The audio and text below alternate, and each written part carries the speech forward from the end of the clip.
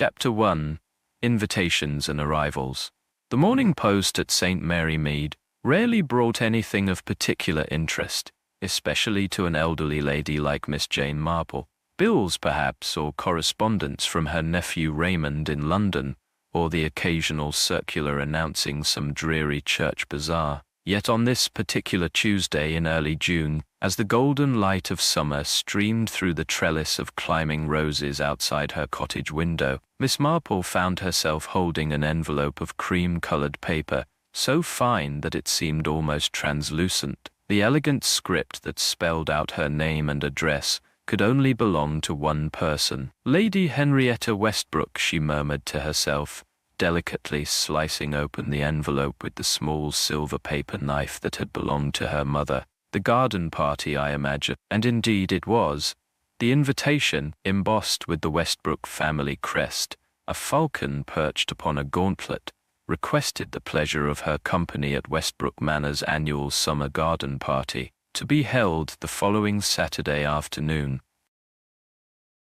Miss Marple placed the invitation carefully against the blue Wedgwood sugar bowl that sat at the centre of her breakfast table, and smiled. The garden party at Westbrook Manor was indisputably the social event of the season in St. Mary Mead, and despite her protestations that such grand affairs were really beyond her these days, Miss Marple found herself looking forward to it with quiet anticipation. The connection between Miss Marple and Lady Westbrook was an unusual one, a friendship that had blossomed after a rather delicate situation involving missing silver had been resolved through Miss Marple's astute observations. Lady Westbrook had been impressed by the elderly spinster's sharp mind and unassuming manner. "You see too much, Miss Marple," she had commented afterwards with grudging admiration, "but you have the good grace to be discreet about it." Since then, Miss Marple had been a regular invitee to various functions at the manor, though the garden party remained her favourite. It was later that same afternoon, while Miss Marple was meticulously deadheading her prized delphiniums, that she heard the crunch of gravel that signalled the arrival of a visitor. A moment later, Mrs. Dolly Bantry's cheerful voice called out from the garden gate, "Jane, are you at home to callers, or have those flowers got the whole of your attention?" Miss Marple straightened her back carefully, removing her gardening gloves as she turned to greet her old friend. "Dolly, how lovely! I was just about to put the kettle on. You've arrived at precisely the right moment."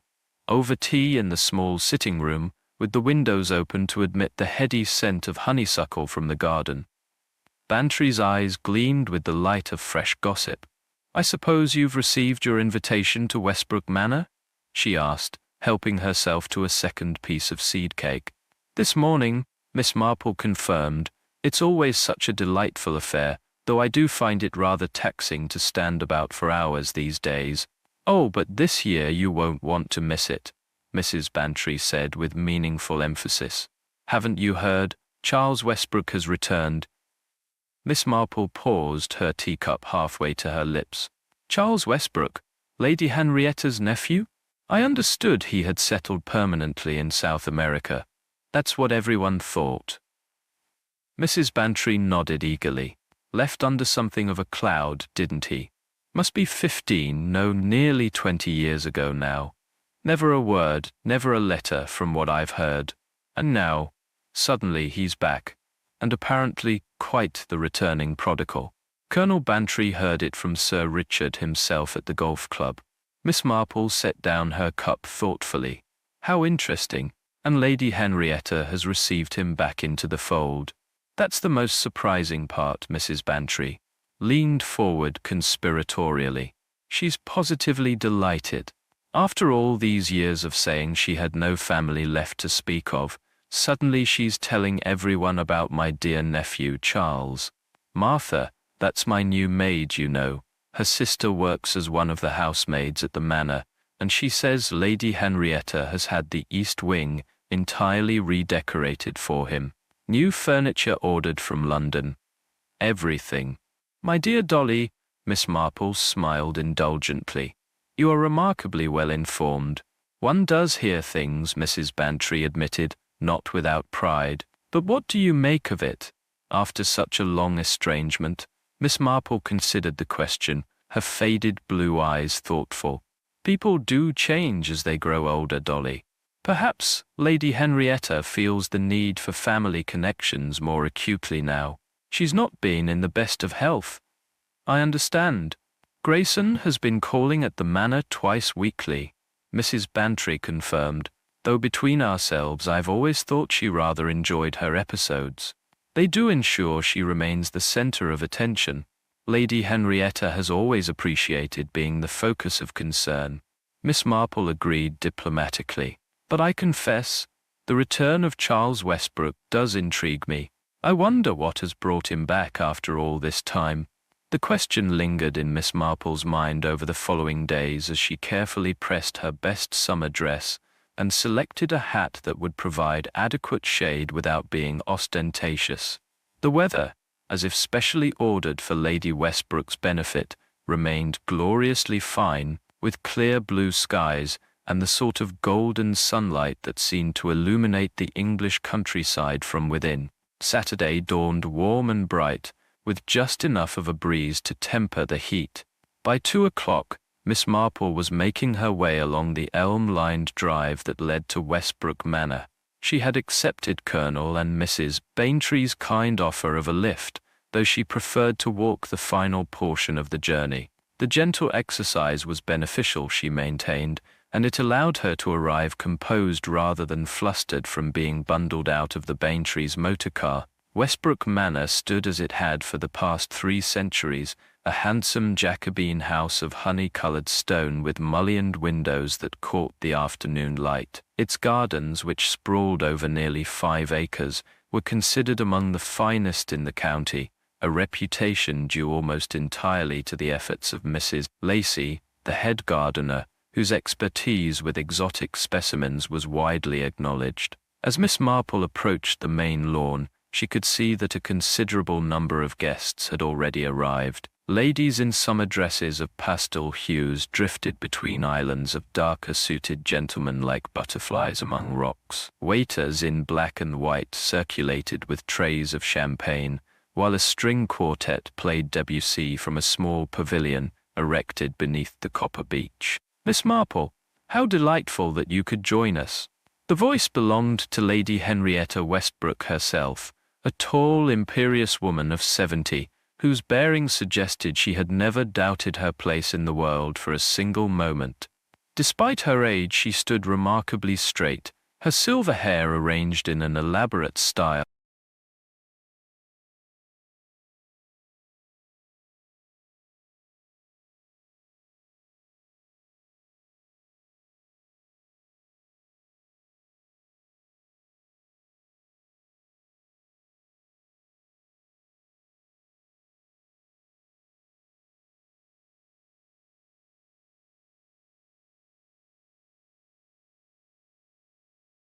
All Mrs. Lacey's doing, I assure you, Lady Westbrook said with a dismissive wave. I merely express preferences. She creates the magic, but you must have a glass of champagne. Diana, my dear, would you? A young woman who had been hovering nearby stepped forward immediately. Miss Diana Pierce was Lady Westbrook's companion, a position she had occupied for the past 3 years. She was perhaps 30, with glossy dark hair cut in the fashionable bob that Miss Marple privately considered rather severe for English complexions. Miss Pierce wore a dress of mint green that emphasized her slender figure, and she performed her duties with a quiet efficiency that made her almost invisible at times. Of course, Lady Westbrook. Miss Marple, how nice to see you again. Miss Pierce signalled to a passing waiter, who presented a tray of champagne flutes. I believe Sir Richard was hoping to speak with you, Lady Westbrook. He's by the fountain with Mr. Hadley.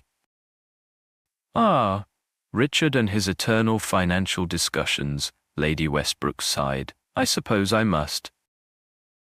Miss Marple, do enjoy yourself. The roses are particularly fine this year, and there's a new topiary garden beyond the yew hedge that I think you'll appreciate. We'll speak again later. I have the most wonderful news to share with everyone this afternoon. As Lady Westbrook moved away, Miss Marple took the opportunity to observe the gathering with her customary careful attention. Sir Richard Westbrook, Lady Henrietta's brother-in-law, stood near the ornate Italian fountain deep in conversation with a slender, nervous-looking man whom Miss Marple recognized as Mr. Hadley, Lady Westbrook's solicitor. Sir Richard was a florid man in his 60s with the ruddy complexion of one who enjoys both the pleasures of the table and the hunting field. Mr.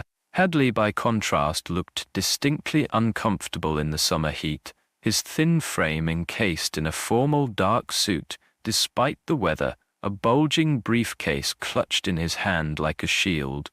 Nearer to the house, Dr. James Grayson chatted amiably with Colonel Bantry. The doctor was a handsome man of middle age with prematurely silver hair and the easy confidence of his profession. Miss Marple had always found him charming, if perhaps a trifle too aware of his own appeal. Her gaze drifted to where Mrs. Lacey, the head gardener, was directing two young men in the placement of a stone urn filled with a spectacular arrangement of lilies. Even at a social event, Mrs. Lacey maintained her professional demeanor, dressed not in party clothes but in a tailored linen suit of practical design, her grey-streaked hair secured in a simple knot. There was something commanding about her bearing. This was a woman who knew her worth and expected others to recognize it as well. It was as Miss Marple was mentally cataloguing these observations that a ripple of interest passed through the assembled guests. Conversations paused, heads turned, and there was a subtle but unmistakable shift in the atmosphere, the sort of change that occurs when someone of consequence enters a room, or in this case, a garden.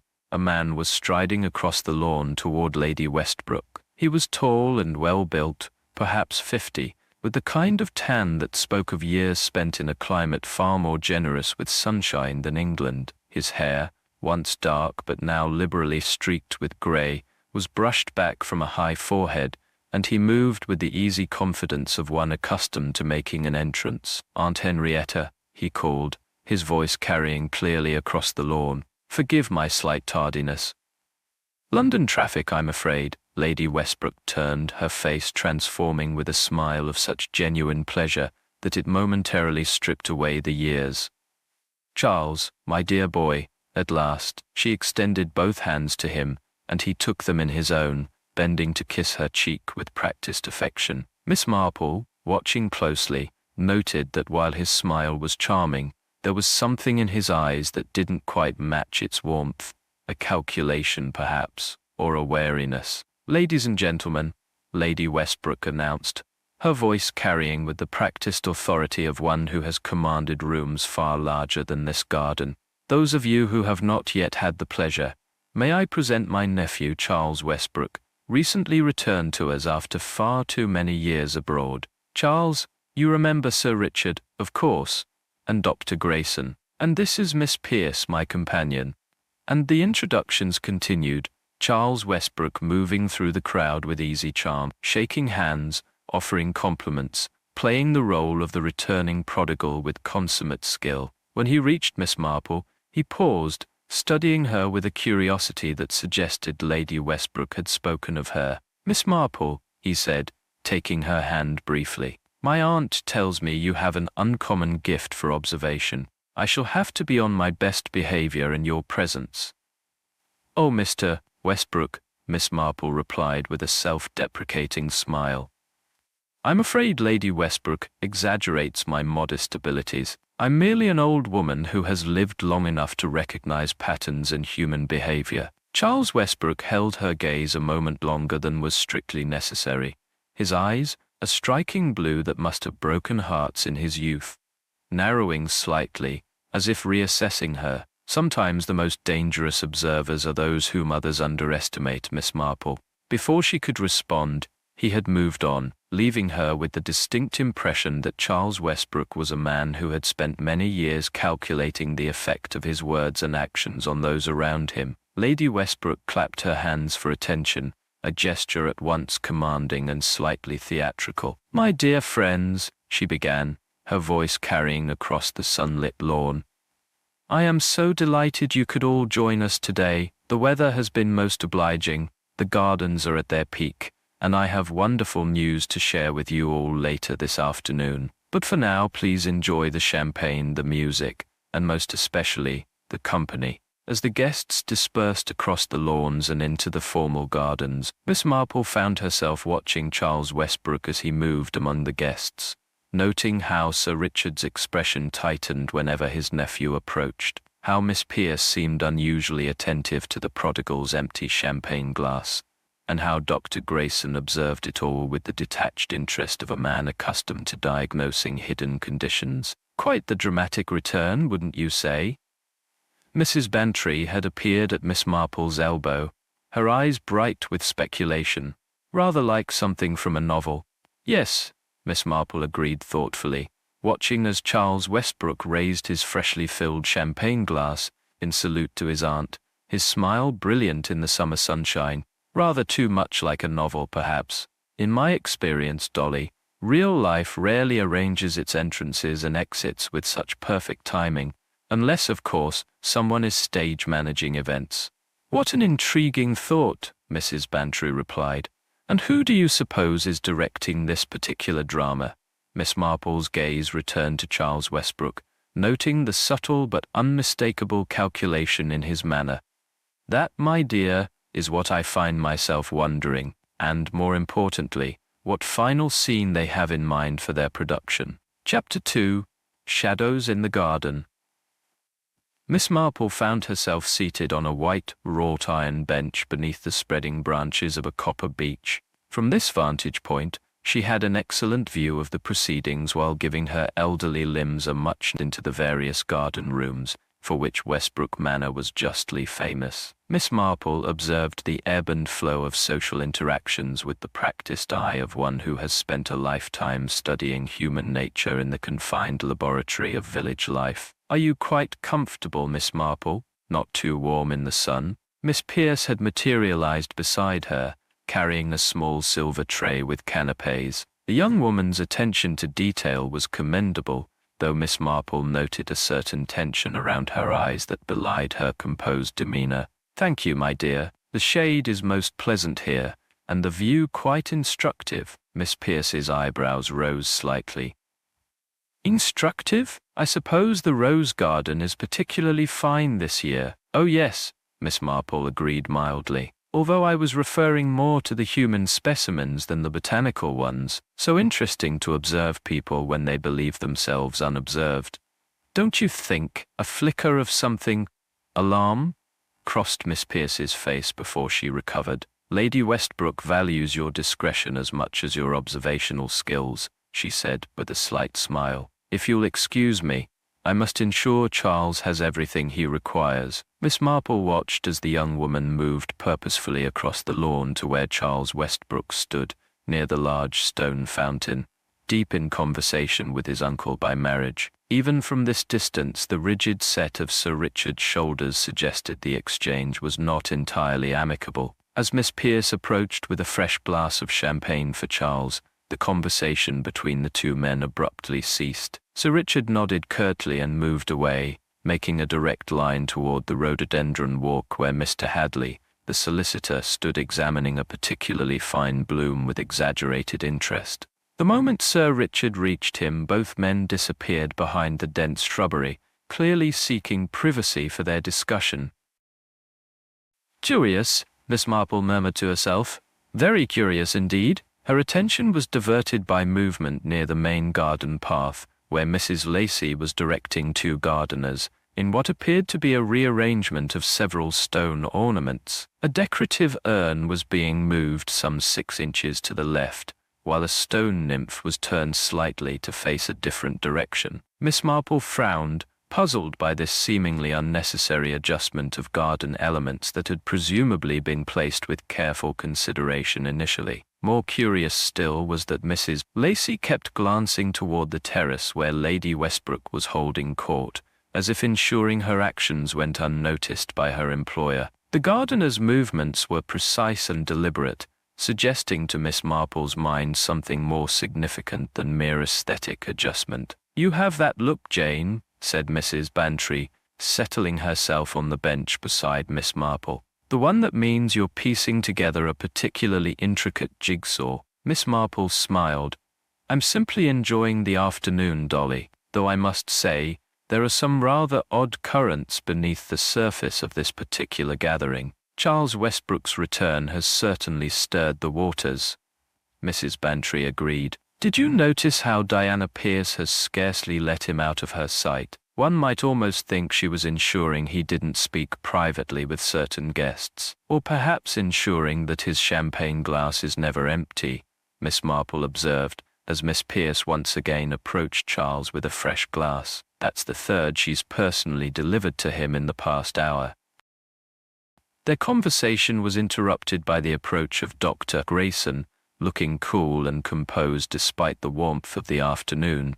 Miss Marple, Mrs. Bantry, he greeted them with a slight bow. I trust you're both enjoying Lady Westbrook's hospitality. Immensely, Mrs. Bantry replied, though Jane was just remarking on some curious undercurrents. Undercurrents at a Westbrook garden party?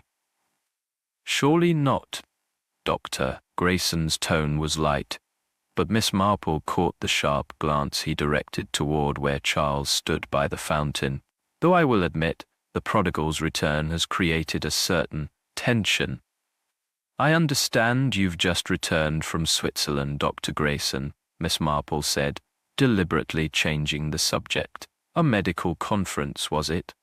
Indeed, very illuminating. The latest advances in cardiology and some fascinating developments in pharmaceutical treatments. He hesitated, then added in a lower tone, Lady Westbrook has been most interested in my findings. She's been making significant changes to her medication regimen. Is that wise at her age? Mrs. Bantry asked bluntly. Dr. Grayson's smile was professionally reassuring. All under careful supervision, of course. Lady Westbrook has been talking quite seriously about putting her affairs in order, her phrase, not mine. Between ourselves, I believe today's announcement may be related. Before Miss Marple could pursue this intriguing statement, their attention was drawn to a commotion near the terrace. Charles Westbrook, glass in hand, had mounted the shallow steps and was addressing the scattered guests in a carrying voice. My friends, both old acquaintances and new, I'd like to propose a toast to Westbrook Manor and its glorious future. His gaze swept the gathering, lingering momentarily on Sir Richard's thunderous expression. Some of you may know that the Westbrook fortunes have seen better days, but I assure you, once I assume my rightful position, the family's prosperity will be fully restored. An uncomfortable silence followed this proclamation. Lady Westbrook stepped forward quickly, her social smile firmly in place, though her hands betrayed her agitation as they plucked nervously at her pearl necklace. Charles, dear, perhaps we should move to the terrace for refreshments before my little announcement. The sun is becoming quite intense. Charles turned to his aunt with a smile that didn't quite reach his eyes. Of course, Aunt Henrietta, I'm simply expressing my enthusiasm for the family's future. He raised his glass higher, to new beginnings and restored fortunes, as he brought the glass to his lips and took a substantial drink. Miss Marple noticed Miss Pierce half rising from her seat, her expression strangely intent. At the same moment, Mrs. Lacey emerged from behind a topiary, her eyes fixed on the terrace. The next few seconds seemed to unfold with the terrible inevitability of a Greek tragedy. Charles Westbrook's face contorted suddenly, his free hand clutching at his throat. The champagne glass slipped from his fingers, shattering on the stone terrace in a spray of crystal and golden liquid. I can't, he gasped, his voice a strangled whisper. For a frozen moment, nobody moved. Then Charles collapsed onto the manicured lawn, his body convulsing violently. Stand back, please, Dr. Grayson was already in motion, rushing toward the fallen man. Give him air. Screams erupted from several ladies, including Lady Westbrook, who swayed dangerously before being supported by Miss Pierce. Sir Richard emerged from the rhododendron walk, his face ashen, while Mr. Hadley clutched his briefcase to his chest, as if it contained something precious or dangerous. Miss Marple remained seated, her hands folded calmly in her lap, though her eyes missed nothing. Not the swift efficiency with which Dr. Grayson rolled Charles onto his side, nor the way Mrs. Lacey melted back behind the topiary, nor the curious expression that flitted across Miss Pierce's face, some meticulously planned. Grayson frantically attempted resuscitation, his efforts growing increasingly desperate. Miss Marple's gaze drifted to the stone ornaments Mrs. Lacey had so carefully repositioned. From where she sat, they formed an almost perfect line of sight between the greenhouse, partially hidden behind a yew hedge, and the terrace where Charles Westbrook now lay motionless, beyond all human aid. Chapter 3. Death Amid the Dahlias. Chaos descended upon Westbrook Manor's elegant garden party with the swiftness of a summer thunderstorm. Ladies who moments before had been commenting on the excellence of the canapés now pressed handkerchiefs to their lips in horror.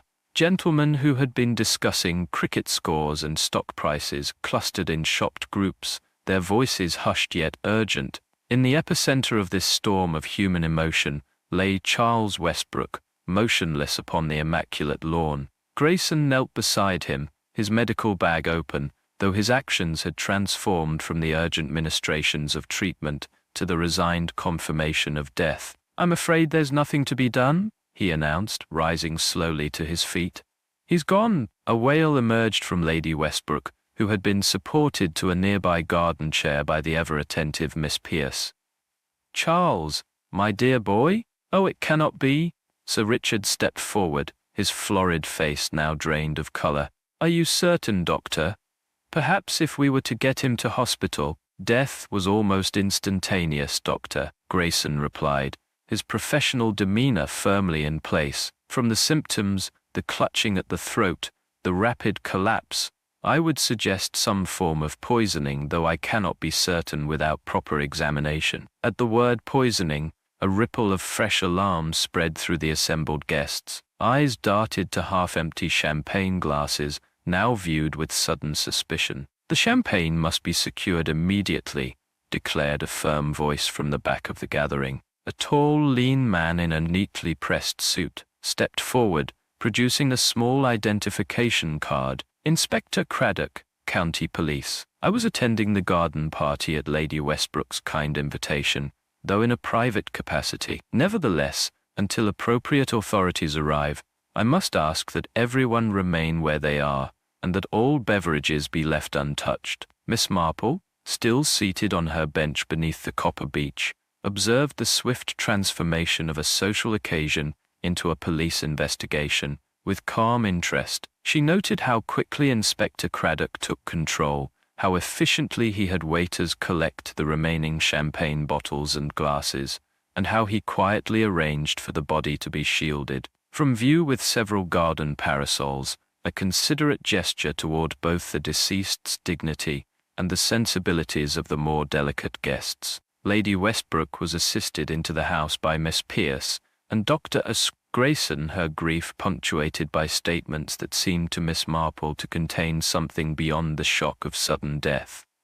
A curious mixture of regret and thwarted purpose. "He never knew," she kept saying as she was led away.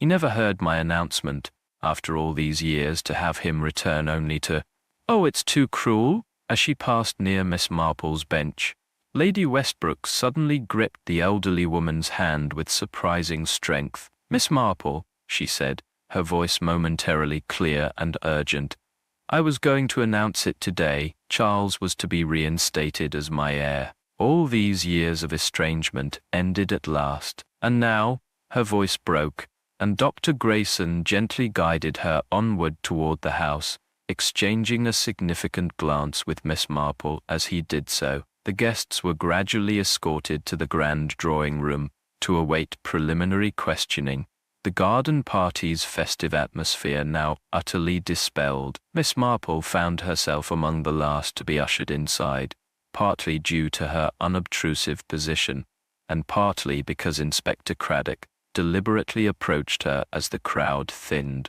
"Miss Marple," he said with a respectful nod. "We've met before, I believe." the Gossington Hall affair. Indeed, Inspector, you have an excellent memory, and you have excellent observational skills if I recall correctly.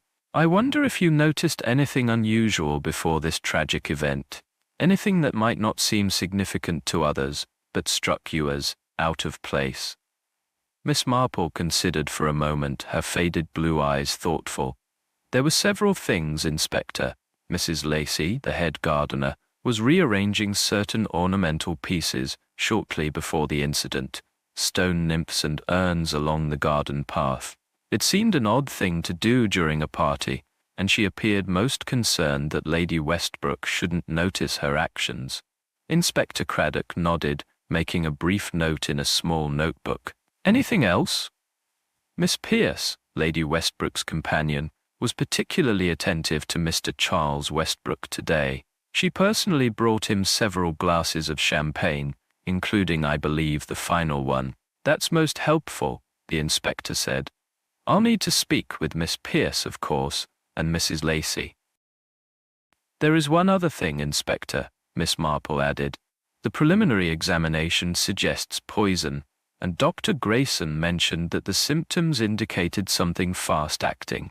I couldn't help but notice earlier in the week, when taking my daily constitutional past the manor grounds, that the greenhouse contains several plants that would be quite foreign to English gardens, South American specimens, I believe.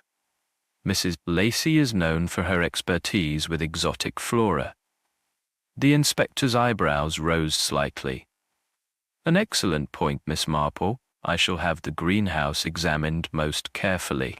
He hesitated, then added in a lower tone, between ourselves, preliminary testing of the remaining liquid in Mr. Westbrook's broken glass suggests that it was his glass alone that was contaminated. Someone targeted him specifically.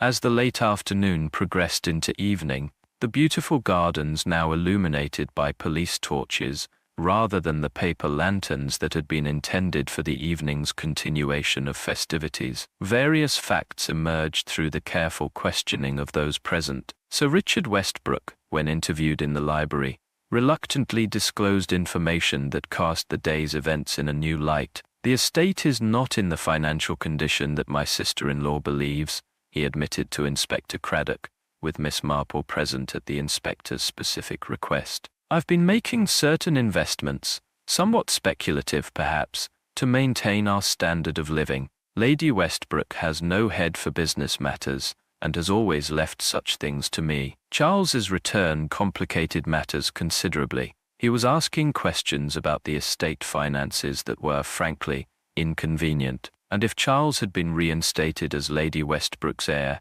as she intended to announce today, Inspector Craddock asked.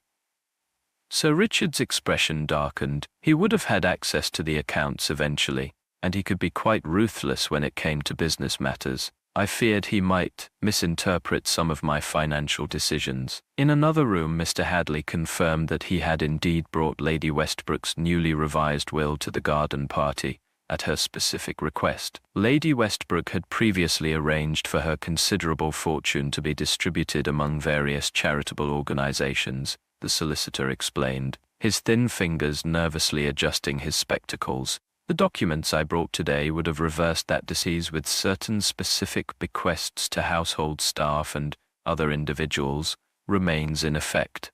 These other individuals, would that include Dr. Grayson by any chance? Miss Marple inquired gently. Mr. Hadley looked startled. I really shouldn't, but yes, Doctor. Grayson is named as a beneficiary. Lady Westbrook has always been most appreciative of his medical attention. As twilight deepened into night, Miss Marple made her way carefully across the darkened lawn, accompanied by Inspector Craddock. They were heading toward the spot where Charles Westbrook had collapsed, now cordoned off with police tape. I wanted to examine the area before it's disturbed further, the inspector explained. The forensic team has finished their preliminary work. As they approached, Miss Marple suddenly stopped, her attention caught by something half hidden in the grass near the edge of the cordoned area. Inspector, she said quietly, there appears to be a gardening glove just there near that dahlia bed. Craddock carefully retrieved the item using his handkerchief. It was indeed a gardening glove, well-worn leather, with a distinctive stain on the palm and fingers. Soil, Miss Marple observed, but not the same as one would find in this flower bed. See how the color differs. I believe that soil comes from the specialized mixtures Mrs. Lacey uses for her exotic plants in the greenhouse. Inspector Craddock looked at Miss Marple with newfound respect. You've given me several threads to follow, Miss Marple. It seems we have a complex tapestry to unravel in the days ahead. Indeed, Miss Marple agreed as they turned back toward the house, now ablaze with lights as the investigation continued into the night. And I suspect we shall find that this tragic death has roots that extend far deeper than today's garden party. In my experience, Inspector, murder is rarely a sudden impulse. It grows slowly, nurtured by old grievances and secret desires, much like the deadly plants in Mrs. Lacey's greenhouse. Miss Marple, who had slept poorly, her mind turning over the events of the previous day with methodical precision, arrived at the imposing front door shortly after 10 o'clock. She had come ostensibly to pay a condolence call on Lady Westbrook, an entirely proper social gesture that would surprise no one. The door was opened by Simmons, the elderly butler, whose impassive face betrayed only the slightest evidence of the household's disruption. "Good morning, Miss Marple. Her ladyship is resting under sedation, I'm afraid. Dr. Grayson's orders." "How very understandable." Miss Marple nodded sympathetically. "Such a terrible shock. Perhaps I might leave my card." Miss Pierce suggested that any callers be shown to the morning room. Simmons replied. She thought Lady Westbrook might feel up to receiving visitors later in the day. "If you wouldn't mind waiting." The morning room, a charming space overlooking the east garden, was empty when Miss Marple was shown in, giving her a few precious moments alone. She moved immediately to the writing desk by the window, noting the heavy cream stationery embossed with the Westbrook crest, identical to the invitation she had received.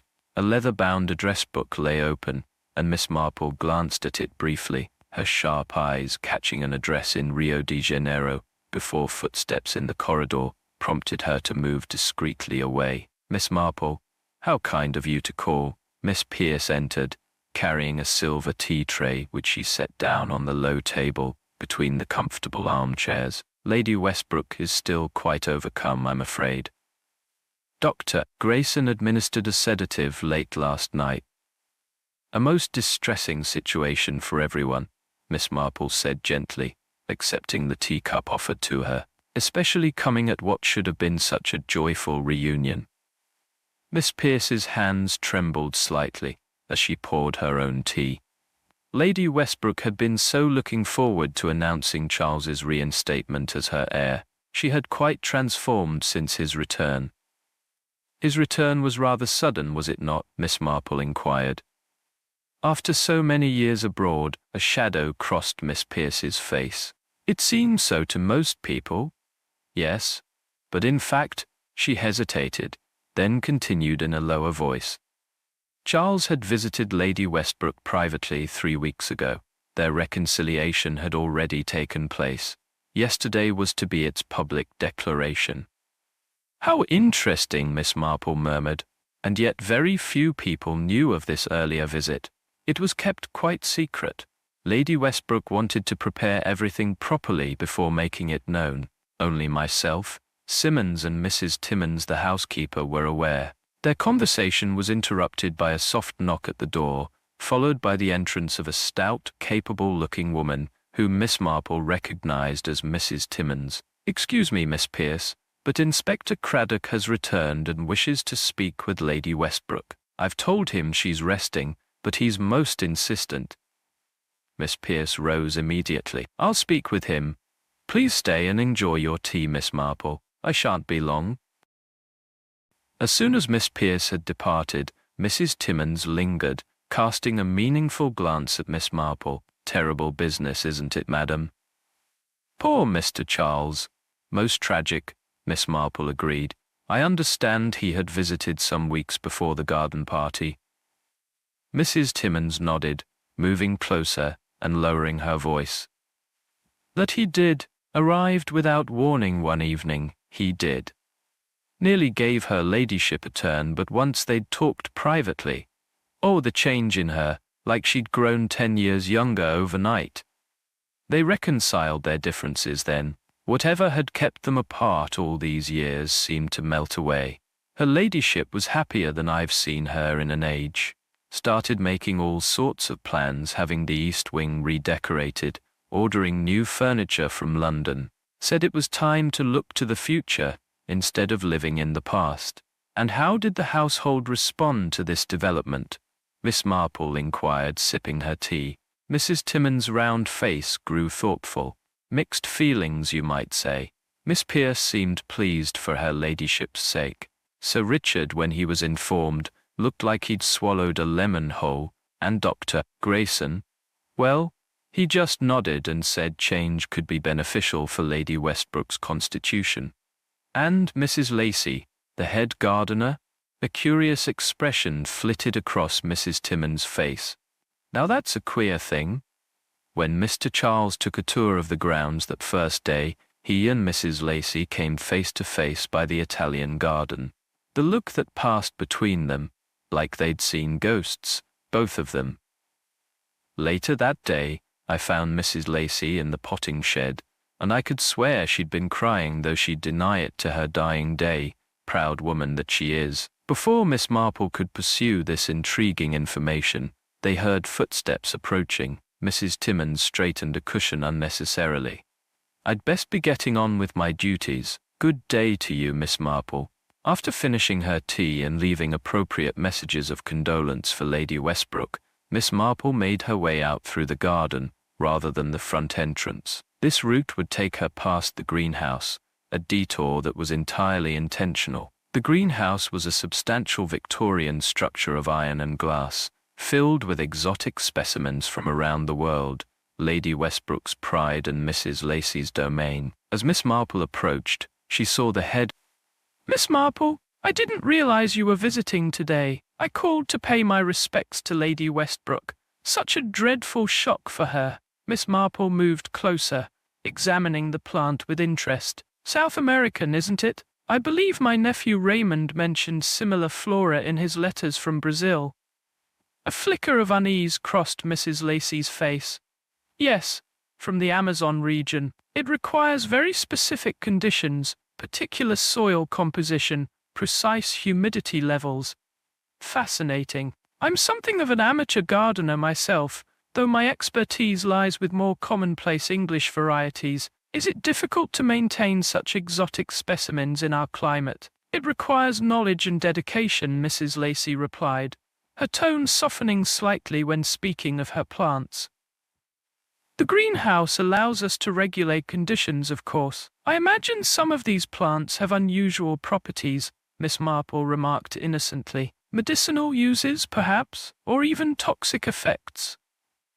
Mrs. Lacey's expression closed immediately. Many plants can be dangerous if mishandled. That's why the greenhouse is kept locked when I'm not present. She shifted the pot in her arms. If you'll excuse me, Miss Marple, this specimen needs repotting. Of course, though before you go, I understand you were previously acquainted with Mr. Charles Westbrook. Before his time abroad, the pot slipped slightly in Mrs. Lacey's grasp, though she recovered quickly. That was many years ago. If you're suggesting, I'm suggesting nothing, Mrs. Lacey, Miss Marple said gently, merely trying to understand the connections between those present yesterday. Inspector Craddock will undoubtedly be asking similar questions. As if summoned by her words, they both caught sight of Inspector Craddock, approaching across the lawn accompanied by a uniformed constable. Mrs. Lacey's lips tightened.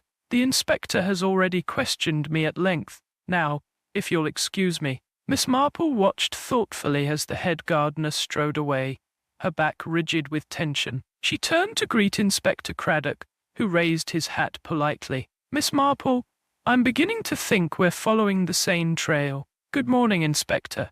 I was simply admiring the greenhouse collection. Such unusual specimens.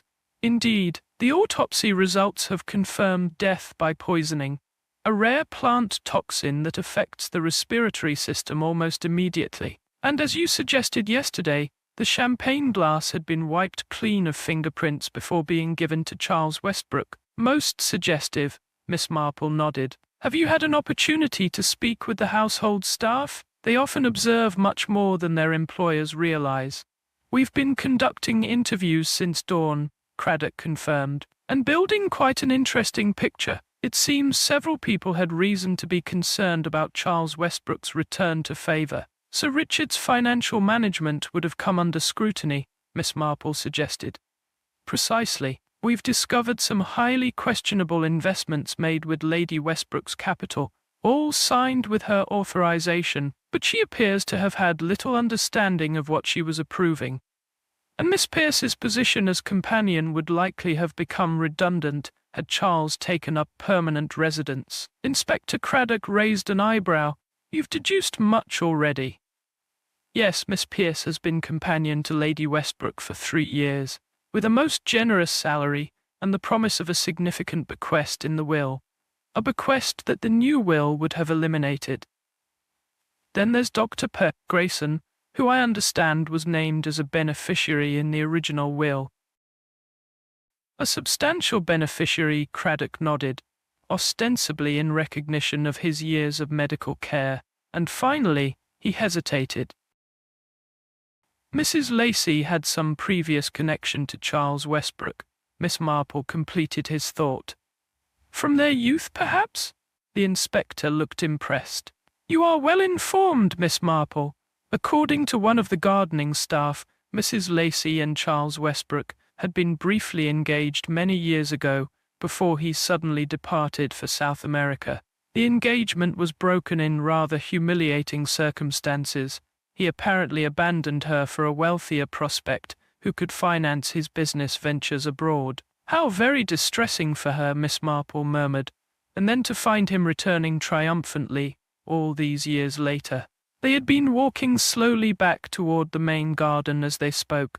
Miss Marple paused, her gaze falling on the stone ornaments along the path, the nymphs and urns that Mrs. Lacey had been so carefully rearranging before the tragedy. Inspector, she said thoughtfully, would you indulge an old woman's curiosity? Might we retrace the exact spot where Mr. Westbrook collapsed yesterday? Together they walked to the area on the lawn near the terrace, still marked by police tape. Miss Marple stood there for a moment, then turned slowly, aligning herself with the ornamental path. How very interesting, she murmured.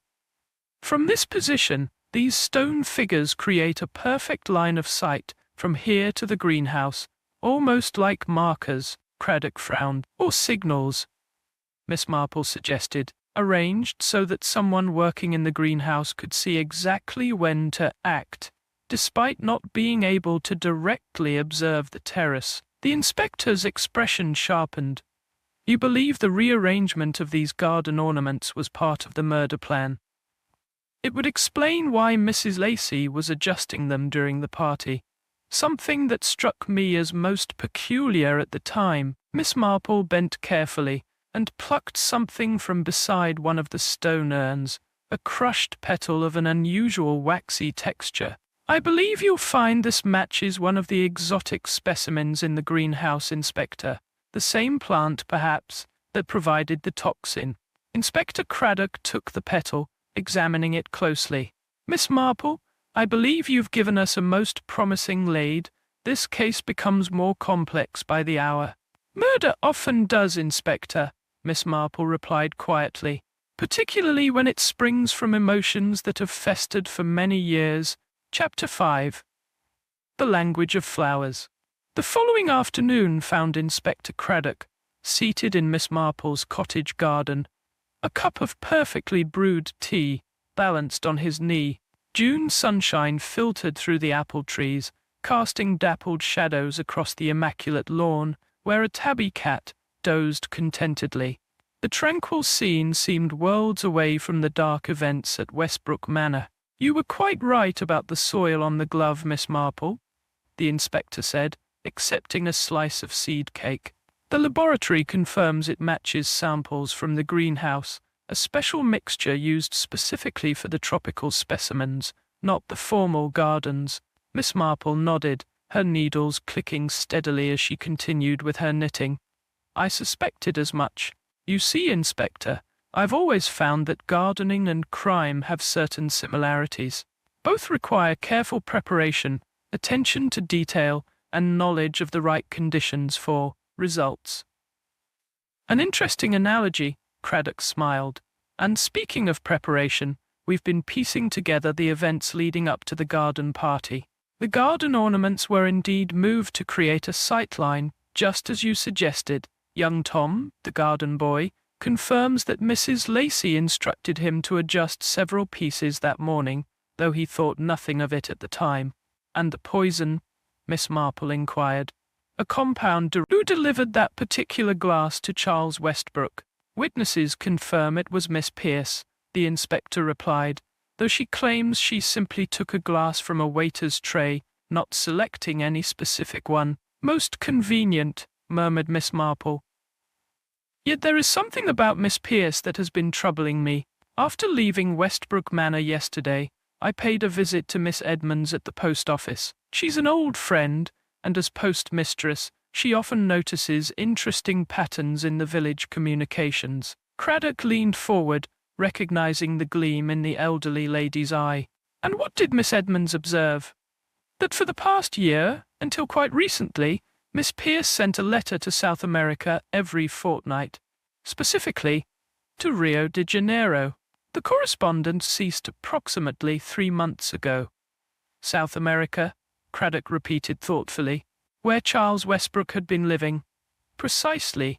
And if one considers the timing, the letters stopping 3 months ago, and Charles making his secret visit to Lady Westbrook 3 weeks ago," Miss Marple left the implication hanging. The inspector set down his teacup decisively. "I believe Miss Pierce requires further questioning." 2 hours later, in the somber atmosphere of the library at Westbrook Manor, Miss Pierce sat rigidly in a leather armchair, facing Inspector Craddock and Miss Marple. When confronted with the information about her correspondence, the young woman's composed facade crumbled visibly. "I see there's little point in continuing the deception," she said finally, her voice barely above a whisper. "My name is not Diana Pierce. It is Diana Westbrook. Charles was my husband." The revelation hung in the air like a thunderclap. "We were married in Rio 3 years ago," she continued into the stunned silence. "When Lady Westbrook disinherited Charles, our financial situation became precarious. His business ventures had failed one after another. We conceived a plan. I would secure a position as Lady Westbrook's companion under a false name, assess whether reconciliation might be possible, and prepare the ground for Charles' return." "A most elaborate scheme," Miss Marple observed mildly. "It was Charles's idea," Diana admitted. "He remained in Brazil while I sent regular reports. When I discovered that Lady Westbrook often spoke of Charles with regret rather than bitterness, I suggested he make his approach. The reconciliation was genuine. Lady Westbrook truly welcomed him back. Our plan had succeeded better than we'd hoped." "Which means," Inspector Craddock said slowly, "that you had absolutely no motive to poison your husband. Quite the contrary. His reinstatement as heir would have secured your future as well." "Why would I kill him on the very day our plan was to be fulfilled?" Diana asked, tears spilling onto her cheeks. "I loved Charles, despite his flaws, and now I have nothing, not even my position here, once my deception is known." As they left Diana Westbrook to her grief, Craddock turned to Miss Marple with a perplexed expression. "This complicates matters considerably. Our most obvious suspect now appears to be innocent." "On the contrary, Inspector," Miss Marple replied, "it simplifies matters. For now we know that the person who arranged for that poisoned glass to reach Charles Westbrook must have used Mrs. Diana Westbrook, knowingly or unknowingly, as their instrument." "But who?" Miss Marple's response was interrupted by the arrival of young Tom, the garden boy, cap in hand and looking distinctly uncomfortable. "Begging your pardon, Inspector, ma'am, but there's something I didn't mention before. I didn't think it mattered, but Mrs. Timmins says I should tell you everything." "What is it, Tom?" Craddock asked kindly. "It's about Mrs. Lacey and Dr. Grayson, sir." I saw them together in the greenhouse early on the morning of the garden party. They were examining some plants and talking very serious-like. But when I asked Mrs. Lacey about it later, after what happened, she said I must be mistaken. That Dr. Grayson hadn't been in the greenhouse at all. Miss Marple and the inspector exchanged glances. "Thank you, Tom," Miss Marple said gently. "That information may be very important indeed." As the boy departed, Craddock turned to Miss Marple. Mrs. Lacey and Dr. Grayson both denied any interaction before the party. "And both had motives," Miss Marple added. Dr. Grayson stood to lose his inheritance, and Mrs. Lacey faced daily reminders of past humiliation with Charles's return. But separately, perhaps neither had the means to accomplish such a carefully planned murder.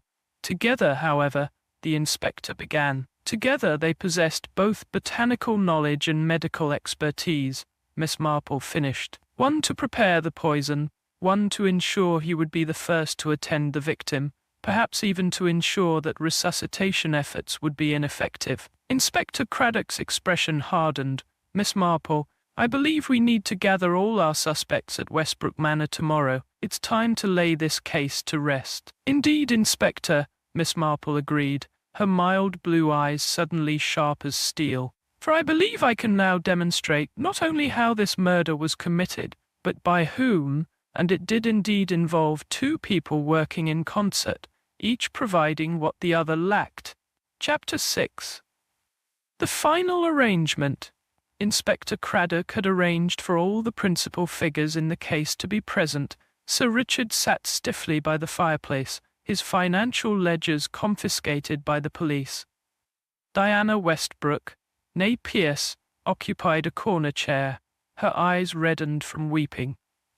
Dr. Grayson maintained his professional composure by the window, and Mrs. Lacey, unusually attired in a navy blue dress rather than her customary gardening clothes, perched uncomfortably on the edge of a brocade settee. Lady Westbrook herself had insisted on attending, despite her frailty, supported by Mrs. Timmins, and appearing alarmingly pale against the cushions of her favourite armchair. Miss Marple sat quietly beside Inspector Craddock, her hands folded in her lap, an unremarkable figure to those who did not know her, merely an elderly village spinster with faded blue eyes and wispy white hair. Yet as she began to speak, her voice carried a gentle authority that commanded attention. "Inspector Craddock has asked me to share certain observations that may help explain the tragic events of the garden party," she began. "I should like to start with what first caught my attention.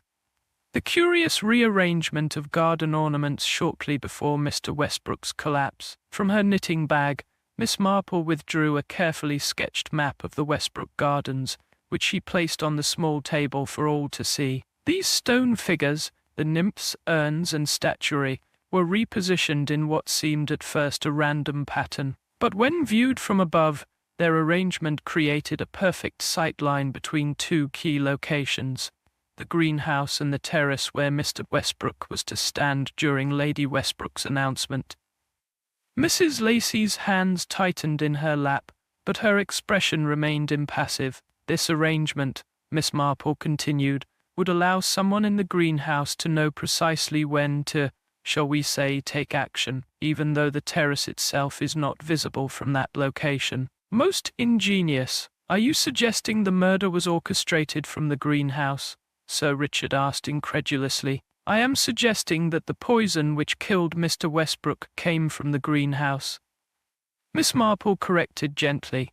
A rare plant toxin requiring very specific soil conditions, the same distinctive soil found on this discarded glove. Inspector Craddock produced the evidence bag containing the gardening glove. Mrs. Lacey's eyes flickered toward it briefly, before returning to study the pattern on the carpet. The poison itself requires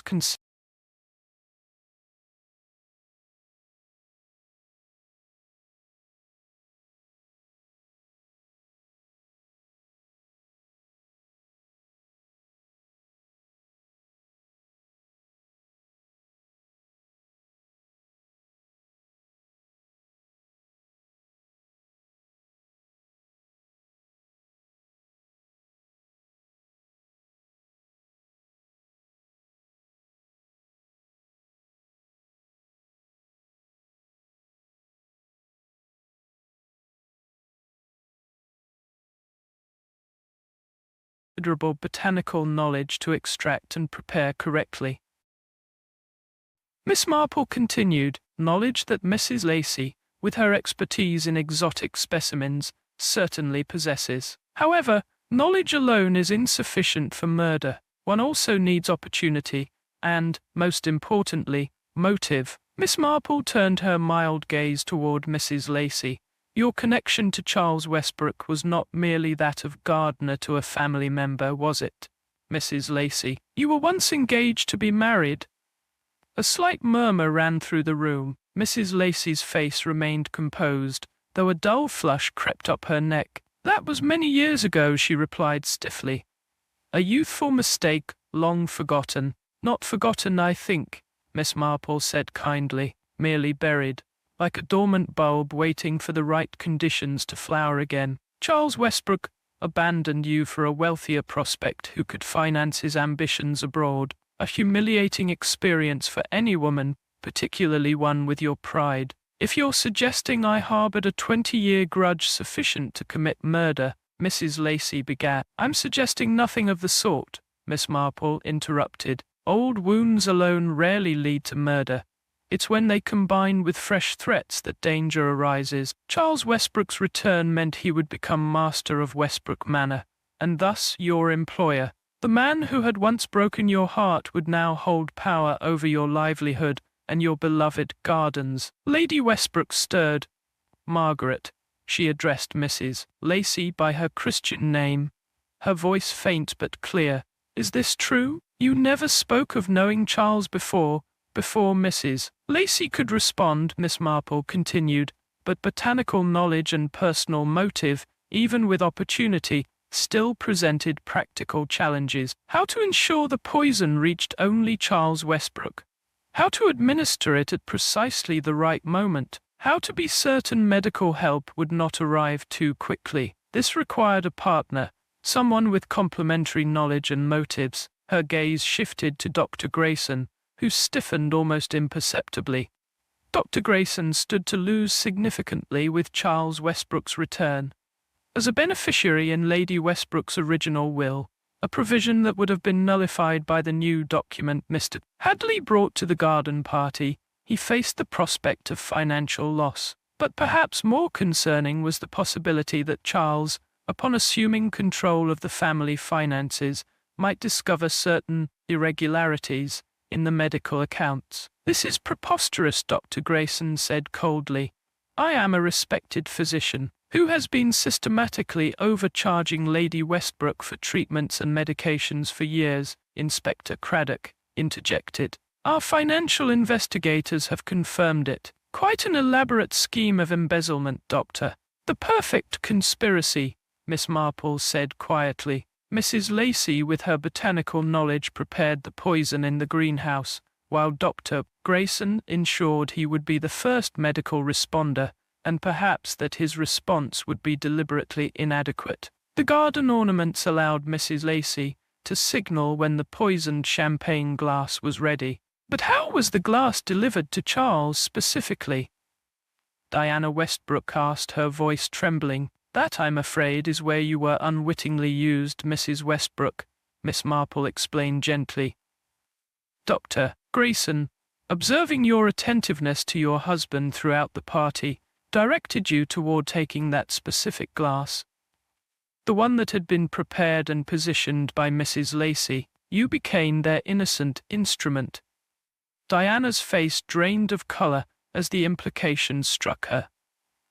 I handed Charles his death, unknowingly, Inspector Craddock assured her quickly. Dr. Grayson stood suddenly, his professional demeanor cracking. This is all conjecture.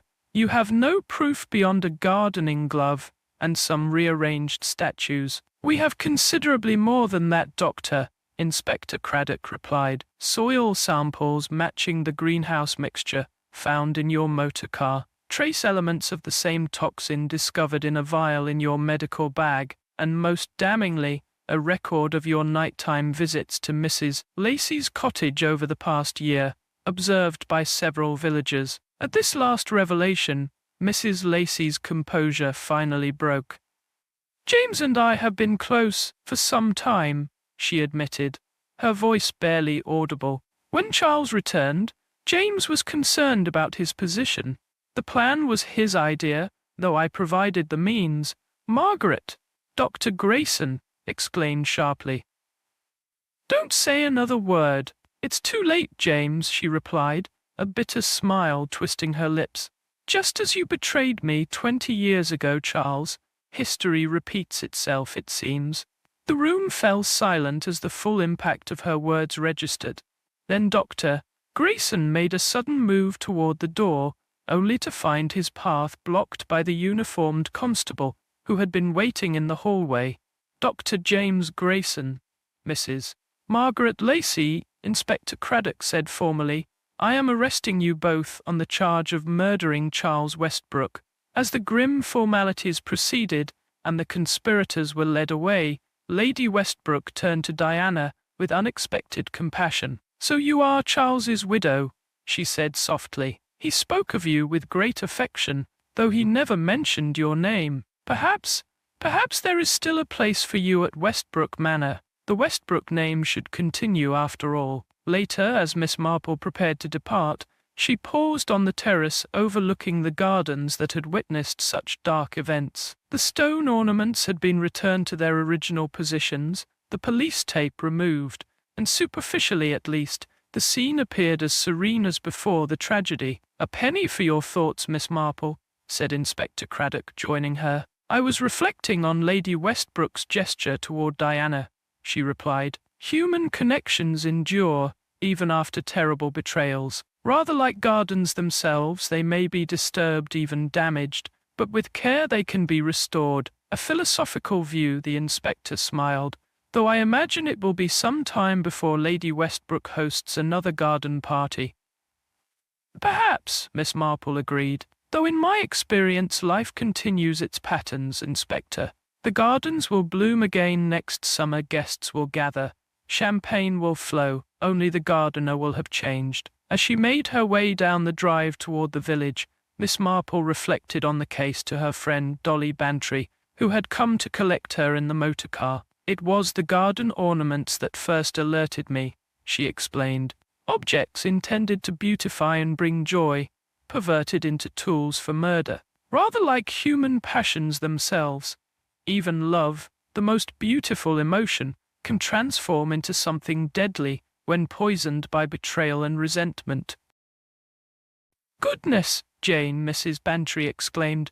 You make one quite nervous about one's garden gnomes. Miss Marple smiled at her friend's attempt at levity, but her thoughts remained with the two conspirators, whose shared bitterness had led them to such a dark collaboration. She had seen it before, how the most vibrant flowers could harbor the deadliest poisons, and how human hearts, once damaged, could nurture vengeance with the same care that Mrs. Lacey had once devoted to her exotic plants. The motor car turned onto the high street of St. Mary Mead, returning Miss Marple to the tranquil routine of village life, a place where, despite appearances, she knew that human nature revealed itself just as plainly as in the grand setting of Westbrook Manor. For wherever people gathered, the same passions bloomed, sometimes bearing fruit both sweet and poisonous.